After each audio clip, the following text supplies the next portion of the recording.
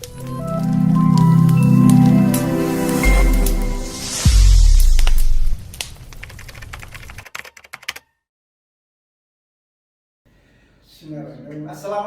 warahmatullahi wabarakatuh. Waalaikumsalam warahmatullahi wabarakatuh. Sedulur beriman, alhamdulillah pada sore hari ini kami bisa kumpul bersama-sama dari berbagai unsur, terutama dari Ustadz Danu Channel, Tung Family Channel, Asam Hidayat Official Channel, dan Hasan Bisri PFC Channel juga. Semuanya ngumpul dalam rangka silaturahim, menyapa pemirsa sedulur beriman semuanya dalam rangka mendekatkan diri kepada Allah Subhanahu wa taala, dan mudah-mudahan kita sebagai hamba dari Yang Maha Pencipta kita bisa mengekspresikan rasa syukur kita melalui media ini sehingga kita bisa menyebarkan tauhid maupun akhlak sesuai dengan syariat Islam. Insyaallah. Mudah-mudahan bisa ya. Iya, karena kalau zamannya dulu itu medianya sebenarnya lewat wayang kan. Iya. Karena kalau dulu itu zaman dulu Wali Songo itu ada medsos, beliau milih medsos juga sih. Facebook kan berarti. Iya. Kalau ada Facebook kan. Tapi kalau Rasul dulu medianya apa Pak Ustaz? Ya dakwah biasa. Kayaknya lebih dari itu deh. Kalau beliau kan dakwahnya kan banyak ya. Dari mulai ilmu-ilmu dari Quran yang didakwahkan, kemudian dari aplikasi dari perilaku beliau sehari-hari. Itu sehingga orang itu juga senang, yang dakwah ini kok bicaranya lembut, itu kan senang. Dakwah itu kan dari situ juga. Kan kita harus tahu bahwa Rasul itu kan suatu hasanah, contoh yang baik. Dan beliau sadar atau tidak, beliau tetap berdakwah itu juga melalui gestur tubuh. Jadi bicaranya yang lembut, tidak kasar. Kalau dinakalin dengan orang-orang dolim itu nilai mengalah. Kan begitu nih, mengalah. Diusir dari Mekah pergi ke Madinah, akhirnya hijrah. Itu media dakwah akhirnya menjadi penilaian orang. Kalau perang gimana kalau perang? Ya kalau perang itu, kalau perang itu ya media dakwah juga, kalau ujungnya perang juga. Karena zaman dulu belum ada medsos tadi. Iya, belum ada medsos. Kalau dulu hanya ada medsos, milih dari jangan. Tapi kan kalau zaman Rasul, perangnya itu kan disuruh oleh Allah. Kalau zamannya sahabat itu kan Quran sudah selesai, jadi ya beliau melalui kebijakan masing-masing di antara para sahabat Rasul. Apa yang beliau kerjakan sudah itu sudah terjadi, ya sudah kita terima aja. Berarti sebetulnya perjalanan dakwah yang bersifatnya pakai media itu dari dulu juga sudah ada. Sebenarnya sudah ada. Insya Allah bagaimana diceritakan bahwa kayak umpamanya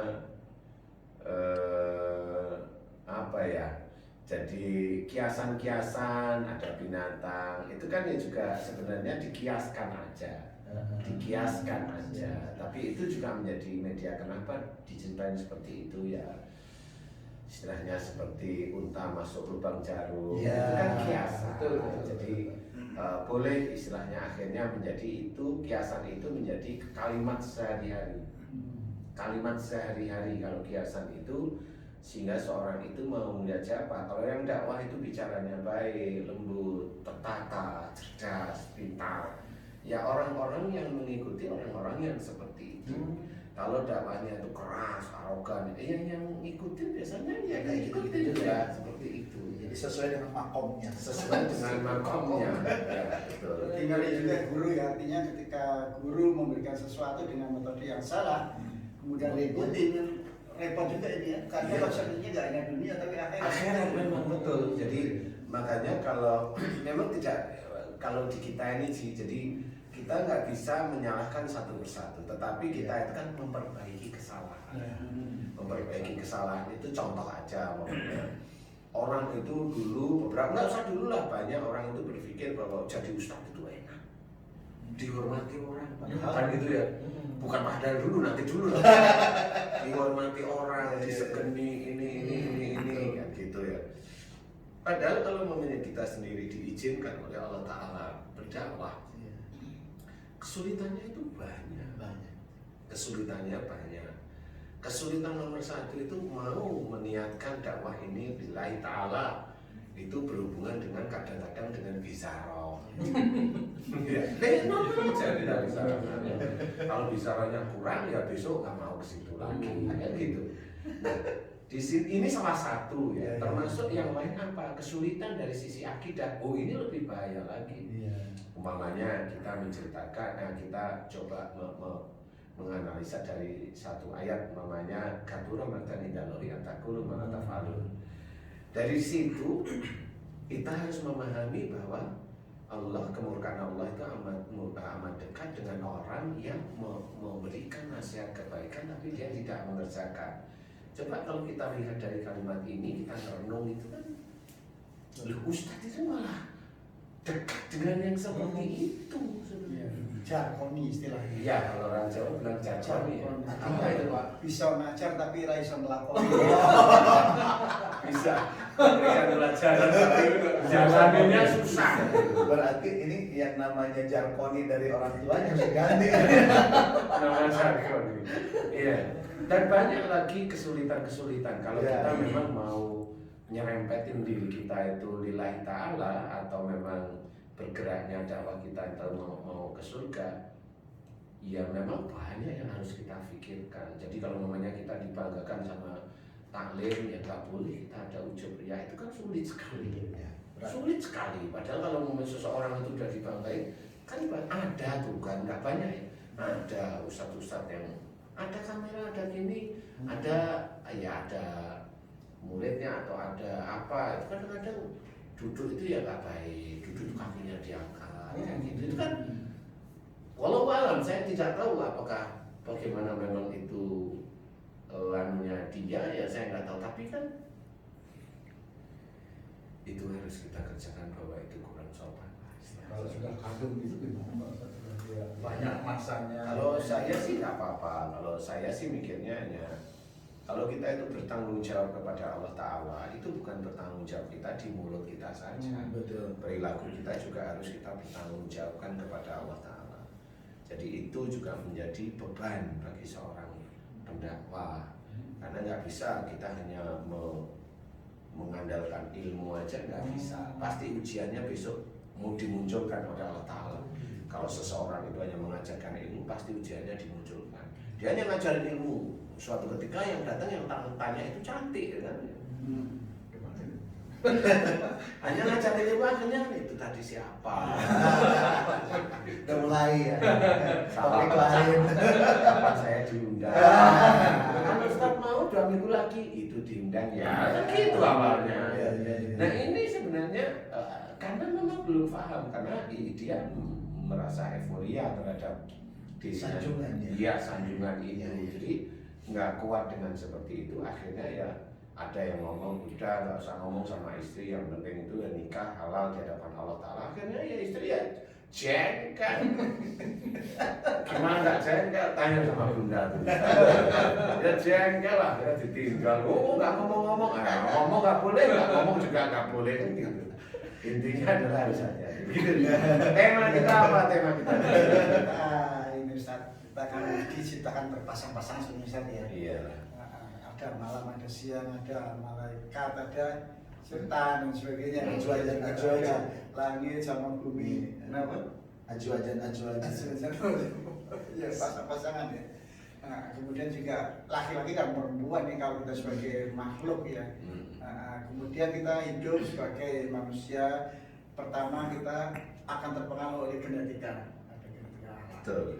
Kemudian juga sebagai makhluk sosial kita juga berinteraksi dengan sesama. Nah, ini kan bisa saling pengaruh. Nah, akhir ini ada kecenderungan bahwa orientasi seksual terutama yang milenial nih, kemudian juga yang itu agak menyimpang dari program yang selama ini kita pahami dari Allah SWT, dan pengaruh itu atau faktor yang menguatkan katanya dari luar, termasuk dari media ini, karena campur dengan orang semacam itu, akhirnya lama-lama ikut juga. Nah ini kalau dari perspektif Allah gimana misalnya? Iya, memang zaman sekarang ini sudah tumpel blak ceritanya. Jadi yang menjadi acuan hidup itu kalau kita muslim kan Quran dan Sunnah. Nah akhirnya acuan hidup manusia milenial itu nggak cuma Quran sama Sunnah yang muslim, ya HP, ya gadget, ya macam-macam, ya lingkungan, ya gurunya. Jadi acuan ini sudah tumplek belak. Nah, ya bisa kalau memang kita tidak pandai dalam hal memilih, meletakkan posisi kita mau kemana, ya kita ikut arus pasti. Jadinya hang ya. Jadinya hang skizofrenia. Jadi sudah banyak sekali skizofrenia. Saat ini ditambah skizofrenia, tetapi adalah orang yang menyukai sesama jenis. Atau merubah Ustaz, konatnya, gendernya. Nah, itu gimana tuh? Jadi sebenarnya gini, memang manusia itu banyak yang ngajarin itu juga nggak paham. Yang ngajarin ya gini maksud saya. Jadi yang gender itu kan dia protes kepada Allah Ta'ala. Yang gender itu kan saya nggak protes. Ya. Saya tubuhku laki-laki, kenapa hatiku perempuan? Kenapa saya dilahirkan begitu? Protes kepada Allah. Betul ya? Iya. Ini protes. Itu belum dijawab dulu. Kemudian ada orang yang nggak punya uang, protes. Ya Allah, kenapa Engkau berikan aku itu nggak ada rezeki? Padahal saya sudah sholat, sudah ngaji, sudah ini. Protes lagi. Akhirnya salah satu jalan keluar yang belum tentu jalan keluar adalah baca ini biar kaya. Oke. Jadi itu sepertinya bacaan itu adalah menyuruh Allah itu mengabulkan doa orang tersebut. Kalau saya nggak akan masuk seperti itu. Allah itu bukan pembantumu kalau saya gitu. Allah itu malah yang nyiptain kamu. Kamu itu kalau seperti itu, kamu seperti merendahkan Allah. Kenapa? Allah menjadi pembantu untuk memuaskan nafsu. Makhluk-makhluk seperti kita itu kan makhluk itu. Jadi nafsunya itu sama aja. Wong namanya binatang aja makan, singa aja kalau dia makan memang kelihatannya membunuh, tapi setelah dia makan kalau dia kenyang pergi kok walaupun dagingnya masih berbagi ya. Nanti ada yang lain yang makan. Manusia kan enggak.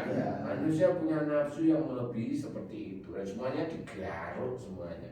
Nah ini nggak usah cerita orang-orang yang non muslim. Orang muslim pun masih aja seperti itu dan banyak. Nah disinilah ada unsur protes dari sisi nafsu.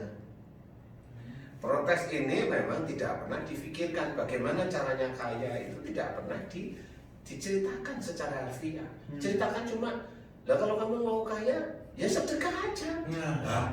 Akhirnya kan orang bersedekah ingin kaya. Iya betul, bukan nilai ta'ala. Iya. Padahal bersedekah itu bukan itu salah satunya, gitu loh. Ya, salah satunya wafi amalihim hakul lisaili wal mahrum, itu salah satunya ayatnya. Di antara rezeki kita itu ada hak untuk orang yang meminta dan tidak meminta. Itu kita disuruh untuk bersedekah, bukan untuk kaya. Ya, selama ini bagi guru-guru yang lain itu kalau mau kaya suruh sedekah yang banyak. Bukan itu. Jadi kalau sudah sedekah itu hubungannya jangan kaya. Kebanyakan juga sedekah juga malah ketipu. Banyak sekarang di YouTube ngalor ngidul di YouTube itu kan gitu ya. Sedekah motor dapat mobil. Banyak yang ketipu protes. Lah dulu kenapa nggak protes? Kenapa dulu bangga-banggain? Tapi bukan maha pengasihnya Allah itu untuk mengabulkan apa yang kita minta itu sebenarnya Pak Ustaz ya. Bukan maha pengasih Allah itu ya dari Allah, bukan dari mbahmu. Karena orang banyak, karena Allah maha pengasih. Lah iya, memang benar orang itu dalam Asmaul Husna juga jelas. Tapi kan maha pengasih menurut Allah, bukan menurut mbahmu. Kan orang yang minta. Iya, orang meminta. Kita tes lah, orang meminta itu 100 atau 1000 mintanya sama. Pakai bacaan sama, ya dikabulkan yang mana kan belum pernah ada survei. Itu kan hanya katanya seperti itu. Nah, seperti itu yang harus kita ketahui, bahwa orang itu banyak protes, termasuk orang yang gender. Orang gender ini juga sama. Memang dia dilahirkan sebagai laki-laki, ini yang laki-laki ya. Dia tidak tahu tapi hatinya perempuan. Ya selama itu dia tidak tahu karena tidak ngerti dalil-dalilnya. Sebenarnya dalam Quran itu sudah dijelaskan banyak sekali hal-hal yang berhubungan. bagaimana ayahmu, bagaimana anakmu, bagaimana cucumu, bagaimana itu kan dijelaskan tuh dari cerita-cerita itu. Itu berarti berhubungan. Seperti itu. Orang yang alim seperti Ali Imran itu siapa anak-anaknya? Ya. Kan baik-baik. Iya, betul. Siapa setelah anaknya? Kan baik-baik juga. Iya. Cucunya siapa? Banyak ya para nabi. Kan begitu. Dari orang yang biasa. Berarti itu ada, insya Allah ada unsur genetik. Itu unsurnya di situ, itu kan pelajaran sebenarnya. Ini yang tidak pernah difikirkan oleh banyak dari saudara-saudara kita yang memang berdakwah. Kalau ada orang yang homo, mamanya yang homo itu apa sih ya? Begitulah ya. Atau transgender sama laki. iya, atau lesbi itu bukan dicari jalan keluarnya, dihujat. Nah, kenapa kamu menghujat? Allah menghujat, emang kamu Allah bukan? Nah, kan nggak bisa jawab. Lah kan kamu manusia, nggak perlu menghujat, cari jalan keluarnya. Kalau Allah memang tidak suka yang seperti itu. Nah, bagi manusia lah itu kan ujian. Sama seperti kamu itu bisulan.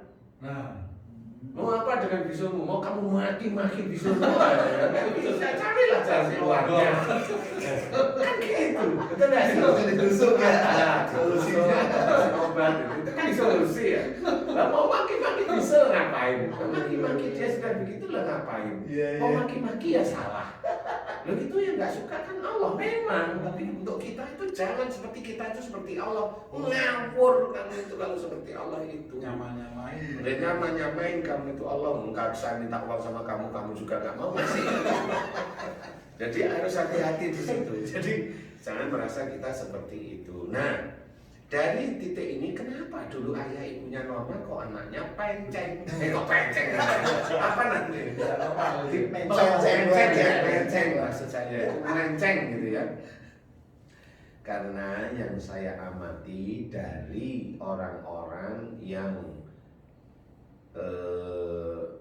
laki-laki yang kewanitaan atau laki-laki yang punya hati seperti wanita, laki-laki yang dia mimpi basahnya dengan laki-laki. Jadi sampai begitunya dari Allah Ta'ala memberikan izin. Saya tanya karena memang banyak dari, ya nggak banyak sekali ya, banyak dari pasien yang datang itu seperti itu. Ada memang yang seperti itu, ada yang dari lingkungan. Lingkungan biasanya ya laki-laki campur laki-laki ya sudah seperti itu. Kemudian ada lingkungan dari dia lingkungan entertain namanya, jadi saya bilang ini pergaulan ada yang terus begitu akhirnya ikut, iyalah. Wong itu kan nggak perlu laki-laki. Kalau memang nggak seperti wanita ya lemah lembut aja. Lemah lembut itu kan bukan sifatnya wanita saja. Ada kok wanita itu yang sifatnya keras kepala garang banyak.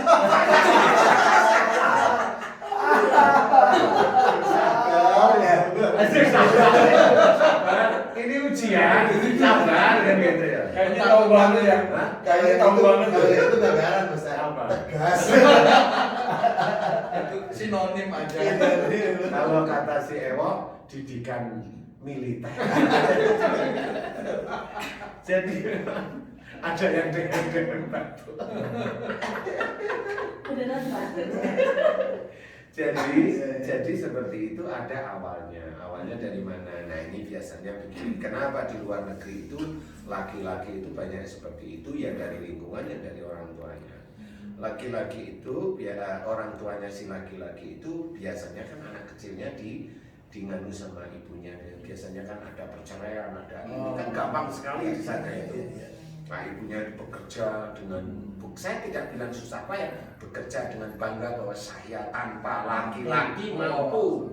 Di titik itulah dia itu lupa, karena dia terus akhirnya tanpa laki-laki mampu. Akhirnya apa? Saya dulu punya suami, malah kayak wanita. Nah titik-titik kalimat demi kalimat seperti itu yang akhirnya mengarahkan pada anaknya.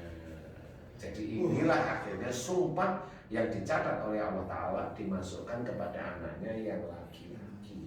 Kok bisa kata-kata buruk atau sumpah itu mempengaruhi genetik? Ya itu jelas bisa, karena sudah diceritakan dalam hadis bahwa perkataan orang muslim itu adalah doa. Makanya kalau orang muslim yang benar-benar belajar taat, dia akan hati-hati bicara. Nggak bisa ngomong asal, itu nggak bisa. Karena itu akan dicatat oleh malaikat-malaikat. Kalau yang baik, tidak mau ujub, tidak mau riak, tidak mau sombong, itu benar, Allah tuh tahu. Kalau kita baik tapi kita ingin dibanggain, Allah juga tahu. Kalau tadi kan perspektif dari ibunya ya. Nah kalau perspektif dari bapaknya, kenapa nih bapaknya ini? Bapaknya biasanya akhlaknya dia lebih takut kepada istrinya. Jadi lebih takut urusan urusan istri. urusan keluarga langsung diserahin sama istri dan dia lepas. Jadi istrinya yang akhirnya menjadi imam di dalam keluarga. Takut ini maksudnya gimana Pak Ustaz? Takut mau ribut atau takut istriku gitu? Takutan. Ya mirip seperti banyak ya, takut itu unsurnya banyak. Ya takut mau ribut, takut ketakutan beneran ya seperti itu. Itu mempengaruhi juga. Insya Allah itu mempengaruhi. Jadi kalau misalnya Tengok kamera gitu. Gimana? umpamanya hati kita Pak. iya, umpamanya itu di WA, dah sekarang waktunya itu langsung keluar ya, takut itu namanya. Biasanya anaknya laki apa perempuan? Ya anaknya akhirnya, lah ini bedanya itu dengan kalimat begitu aja udah takut, dilihat dulu yang WA ini. Ini matanya keras apa enggak kan gitu. Kalau matanya enggak keras berarti anaknya biasanya cewek. Karena memang si wanitanya ini sendiri, istrinya juga ingin dimanja. Tapi ada tapinya nih, dimanja tapi dia kurang sayang sama laki-laki. Jadi anaknya biasanya di rahimnya sebelum itu asam, sehingga anaknya cewek rata-rata. Oh berarti laki perempuan bisa kita tentukan kira-kira. Insya Allah bisa. Karena banyak yang pasien yang minta saya ingin anak laki-laki Ustaz, itu saya harus mandangin dulu nih. Mandangin dulu, tes tensi, tes ini, kemudian seharian bicara, itu harus di setel. Bisa dipancing gitu Pak Ustaz. Iya, insya Allah mancing bisa, gini aja bisa. Canggih guys. Iya. Insya Allah bisa. Nah, biasa nanya tuh Ustaz. Apa? Biasa nanya. Udah telat. Anaknya 4 perempuan semua. Beliau punya angan-angan loh. Fitnah. Fitnah. Anaknya 6. Lebih parah lagi. Anaknya 6. Lebih parah lagi dong. Guys, diumumkan bagus nih Pak Haji kalau pengen anaknya laki atau perempuan. Guru kita nih. Ya itu karena penelitian aja sebenarnya. Jadi rahim itu sebenarnya ada 2 sisi zat di situ, asam sama basa, insya Allah. Kalau dalam kondisi dia itu asam, yang unsur laki-lakinya mati semua spermanya. Jadi yang masuk hanya unsur wanita. Nah kalau unsur wanita memang di situ memang nanti jadinya akan wanita karena memang sudah banyak unsur wanita. Nah kalau mau laki-laki ya dijadikan basa. Perilaku yang seperti apa itu kira-kira Pak Ustaz? Dia jadi asam atau basa? Perilaku kalau asam itu wanitanya itu manja-manja, gitu terus. Jadi laki-laki itu ya? Enggak, kalau perempuan jadi asam itu perempuannya manja-manja, kemudian males-malesan, tidak mau ngerjain sesuatu, maunya hanya mantut gini. Itu biasanya nanti insya Allah jadinya perempuan. Bener gitu Bi, mau dipraktekin. Kan baru satu ya. Itu udah veteran semua nih. Saya kan laki nih, berarti tinggal perempuan kan? Ya. Kalau yang laki anaknya insya Allah bisa laki, itu kalau perempuannya itu strong. Stay Oh, strong. iya. Enggak. Kadang berani. Kadang maksudnya kadang 6 jam sekali berani. Kalau Maklum. sering. Kadang berapa bulan? 6 jam sekali. Berarti sering.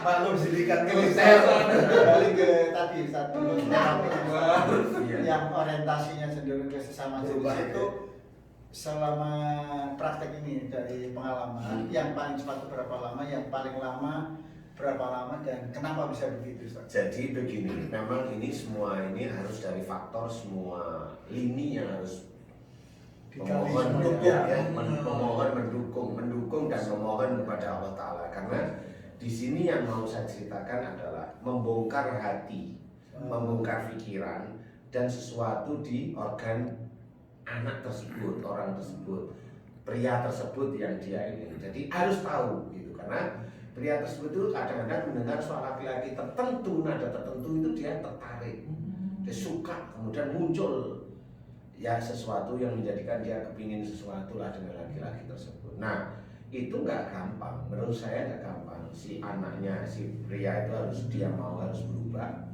Serius saya mau berubah karena Allah, karena saya tahu ini dilaknat Allah Ustaz. Oke, jadi yang begitu kalau saya nyantai. Oke, saya akan bantu. Orang tua tahu apa enggak? Orang tua saya tidak tahu. Nah, saya mulai menjelaskan kalau orang tuanya nggak tahu, berarti si pria ini dia akan lone wolf, sendiri dia melakukannya itu sendiri. Berjihad ya. Ya, dia berjihad, nggak apa-apa, kamu nggak perlu cerita sama ibumu atau bapakmu, tapi kamu berjihad, ini saya suka. Mau beneran, insya Allah Ustaz saya akan bantu. Nah di situ benar, mulai dulu itu ya apa, kalau prosesnya kan ada yang dia sendiri, ada yang dari orang tuanya, ada yang biasanya yang agak lebih cepat memang dari orang tuanya ikut bantu doa. Karena orang tuanya ngerti kesalahannya di mana, yang ngerti. Jadi kolektif juga kesalahan. Ya, yang ngerti. Nah, di situ dimohonkan kepada Allah Taala. Alhamdulillah banyak yang sudah berubah. Selesai yang saya sering diceritain, setelah itu dia bilang saya sudah punya pacar perempuan. Itu yang genetik itu ya?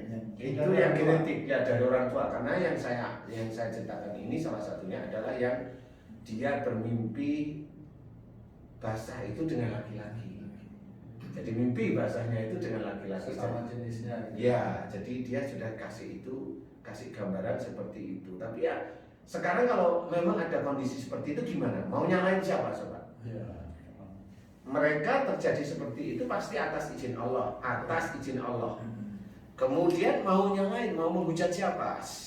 Kalau itu saudara kita Muslim, kalau kita hujat, kita juga salah. Dia lahir itu atas izin Allah, kalau kita menghujat. Kalau kita menyalahkan dia langsung, jangan menyalahkan dia. Kalau kamu menyalahkan dia, padahal dari sejak kecil dia tidak tahu apa-apa, berarti kamu melaknat Allah justru. Kan itu sudah terjadi sama. Sekarang saya balik, jangan yang seperti itu. Ada bayi lahir cacat, memaki tuh bayi itu, kamu maki aja dia. Kan gitu. Bayi lahir cacat itu keinginan siapa? Gak ada keinginan, orang tua juga nggak mau. Si anak sendiri kalau udah dewasa juga nggak mau. Tapi itu kan sama, bayi lahir cacat itu dimaki-maki. Ya sama sebenarnya. Makanya kita harus hati-hati. Jadi bisa jadi dari akibat juga maksudnya. Insya Allah benar, si adik yang cacat ini insya Allah pasti dari orang tuanya. Nggak mungkin dari sihir, insya Allah nggak mungkin. Saya sudah hafal ciri sihir itu bagaimana, saya hafal. Makanya kalau ada orang yang sakit secara fisik, insya Allah itu bukan dari sihir, dari perilaku. Insya Allah, dan kalau saya jelaskan langsung, ya gitu. Nah ini saya kasih tahu analoginya seperti itu. Kalau ada orang dari sejak lahirnya seperti itu, jangan disalah-salahi. Cari jalan keluarnya. Itu orang Muslim yang cerdas, pandai, dan mencoba takwa kepada Allah Ta'ala. Jangan kita bilang bahwa di dalam Quran itu Allah mengazab orang seperti iya, itu kan Allah lah, kamu itu Allah bukan. Menjustifikasi kok sama seperti Allah, ya jangan, itu kan hukumnya Allah, ya jangan kamu pakai lah, kan gitu. Kalau kamu pakai coba buktiin kun, fayakun, ya bisa nggak gitu ya. Betul. Seperti itu. Ustaz, apa nih? Jadi sekarang kan bicara tentang tadi transgender. Itu ada peranan dari jin juga nggak sih? Iya jelas insya Allah, karena peranan jin dan juga peranan dari Allah. Jadi sebenarnya di orang-orang yang seperti itu sejak awal itu karena umpamanya dia ingin ibunya nih, contoh ibunya itu pingin anak perempuan. Dia pengen sekali anak perempuan, kemudian setelah dia anaknya itu lahir laki itu langsung jengkel, bersuara, protes, jadi tidak menerima menerima. Nah itu sama. Masuklah di situ. Masuklah dari apa yang dia tidak sukain oleh Allah Ta'ala, malah dimasukkan sesuatu yang dia inginkan. Apa? Perempuan, masukkan sesuatu yang berhubungan seperti perempuan. Dikasih boneka. Iya, itu seperti itu proses dari Allah Ta'ala akan diberikan, yaitu makhluk yang tidak tampak mata. Nah dia akan ngendon di hati, ngendon di fikir, ngendon di mata, telinga, kulit. Itu makhluk itu ngendon di situ. Suatu ketika dia dewasa, benar mimpinya dengan laki-laki. Nah kalau sudah gitu, ibunya nggak ngerti. Padahal dulu protes. Ya, seperti itu. Makanya ini yang harus kita ketahui bagi orang-orang Muslim, jangan menghujat. Kalau itu saudara kita Muslim, cari jalan keluarnya. Karena alhamdulillah atas izin Allah, beberapa orang yang seperti itu ke saya, alhamdulillah dirubah oleh Allah Ta'ala. Yang dulunya dia itu dengar, lihat laki-laki dia tertarik langsung keringetan terus pinggirnya itu ngerangkul, pengen pegang. Cinta bener. Iya seperti itu dia ngomong. Jadi dia sampai nggak kuat. Jadi istilahnya kalau orang kena ganja itu sakau. Itu mirip. Ya antara kena ganja dengan kena laki-laki itu ya mirip. Karena apa yang mirip? Jin sebenarnya. Kalau teman-teman dokter bilang keracunan, boleh lah, nggak apa-apa. Tapi kalau saya itu jin. Keracunan jin. Iya keracunan jin karena dia bisa mengakhiri tubuh. Sakau karena Iya. jin. Nah itu juga harus diselesaikan dengan doa-doa yang baik. Insya Allah seperti Ya, itu. Ini sebetulnya udah saya tuliskan di sini Ustaz. Ada. Udah kami tuliskan juga semua macam penyakit. Alhamdulillah. Termasuk yang tadi itu, yang Trans- perubahan minat. Masa seksual. Apa itu, Ustaz? Iya. Ya, Apa itu, Ustaz? Nah ini buku yang ketiga, ini kan yang pertama. Buku. Nah ini yang pertama, ini yang kedua. Nah sekarang udah selesai. Tapi juga itu yang bestseller loh, Ustaz. ketiga. Semua Ya, alhamdulillah. alhamdulillah ya, banyak yang senang. Insya Allah dia lebih bisa lagi. Alhamdulillah. Siapa yang menyusun siapa? Yang menyusun ini Pak Abdul Aziz Fahmin Iskandar At-Tubani. Beliau ini At-Tubani. ya, beliau ini salah satu yang sangat konsen sekali dengan semua ceramah Ustaz. Nah, kemudian Dari mana itu, Pak? Dari Tuban. Oh, Tuban. Tuban. Kemudian beliau Sedulur Tuban nih. apa namanya menyerahkan ini, kemudian saya mengedit, kemudian covernya Insya Allah saya. Nah ini semuanya yang berhubungan dengan sebab dan akibat. Jadi sebabnya ini, akibatnya penyakit. Oh, Seperti itu. oh beliau yang meneliti itu. Ya, beliau menulisnya selama 4 tahun. Meneliti, bukan menulis. Menulis. Ya. Kalau meneliti rontok lah. Iya. Oh, dari Tuban. Ya dari Tuban. Subhanallah. Ustaz juga. Ustaz juga ya. Beliau punya Oke. majelis juga. Wah, sedulur Tuban selamat ya, ada punya ustadz di situ yang bisa menulis. Terima kasih alhamdulillah Ustaz Pak Tum, Ustaz Asep, Ya. alhamdulillah ya, mudah-mudahan ini juga bestseller dan Amin. tentunya bermanfaat bagi sedulur besar, para sedulur besar di mana semuanya, dan tentunya juga diridhoi Allah. Itu yang Amin, paling amin, penting. amin. Diizinkan aja nggak cukup, jadi harus Harus diridhoi diridhoi. Allah. Itu doa yang paling keren itu. Diizinkan kalau untuk kita kalau bisa tidak cukup. Itu dari Allah Taala yang kita cari. Oke, kita Satu lagi nih, Bi, mohon izin juga sama Ustadz, mohon doanya ini yang kita sedang bikin buku satu lagi yang 4 menit 4 menitan. 4 menit bersama Ustadz Danu membahas tauhid. Wah, Ini biasanya kultum ini ini serang. ya. Mudah-mudahan Ramadan selesai. Amin ya Allah. Disingkat apa ini? Disingkat. Pulang. Soalnya belum Rabi nulis nggak selesai. Kuliah 4 menit. Oke, para dulur semuanya, alhamdulillah kita ingat salah satu firman Allah yang pendek tapi dalam. Inna kulla syai'in khalaqnahu biqadarin. Jadi sesungguhnya setiap sesuatu hal yang diberikan Allah itu sudah ada kadarnya masing-masing. Nah, kita yang dilahirkan dengan sosok laki-laki, maka syukurilah bahwa kita laki-laki. Kita yang dilahirkan perempuan, maka syukurilah bahwa kita perempuan. Dan kita melihat orang lain yang berbeda dengan kita, katakanlah melenceng dari persepsi orang-orang kita, maka kita seperti yang disampaikan Ustadz kita tadi, kita nggak boleh mengejek, nggak boleh menghina, nggak boleh, karena mereka pun sesungguhnya adalah atas izin Allah Subhanahu wa taala. Mudah-mudahan kita menjadi orang-orang yang bijak dan tentunya kita tidak mudah menghakimi ciptaan Allah. Itu saja. Terima kasih. Jangan lupa tonton terus Ustadz Janu Official Channel, Tung Family Channel, Ustadz Asep Hidayat Official Channel dan Hasan Bisri PFC. Mudah-mudahan menjadi syiar bersama kita untuk menuju kebaikan dan ketauhidan yang diridhoi Allah. Terima kasih. Wallahul muwaffiq ila aqwamit thoriq. Wassalamualaikum warahmatullahi wabarakatuh. Waalaikumsalam warahmatullahi wabarakatuh. Amin ya rabbal